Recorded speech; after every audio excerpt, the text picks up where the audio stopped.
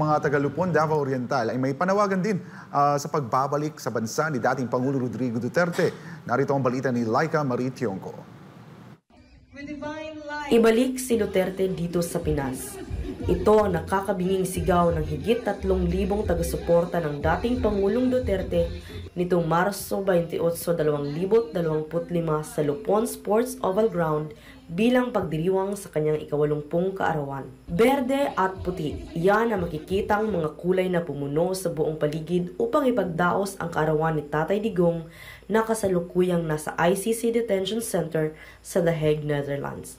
Sa prayer rally karon maalay o kanang prayer kay former President Rodrigo Duterte and para po participate sa celebration sa iyang birthday. Padayon natong namang ginasuportahan si PRRD kay tungod bisan pag wala na siya sa posisyon karon na bati gyapon nato ang iyang gugma sa Pilipinas.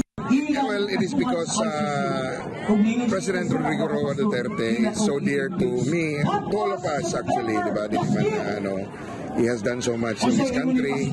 Even long time ago, ako saksing buhay when I was young, kauban-uban ko sa yaha, uban-uban minaga-motor, and I've seen kung yun sa gid niya pagtanaw ang mga katauhan.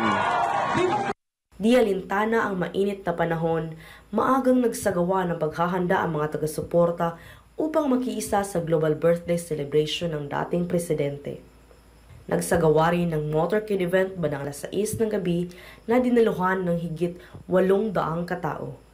Nang sumapit ang alas 7, dumagsa ang karamihan at tinatayang umabot ng 3,000 katao ang dumalo sa pagtitipon. And in behalf our beloved Pastor Apollo Sikibuloy. Sa kalagitnaan ng programa, nagbigay rin ng mensahe ang spokesperson ni Pastor Apollo Sikibuloy na si Sir Elias Bolaño Jr. Kanyang ibinahagi ang kwento ng pagkakaibigan ng dating Pangulong Duterte at Pastor Apollo Kibuloy. Kanya ring ipinahayag ang hangarin ng butihing pastor para sa sambayanang Pilipinas.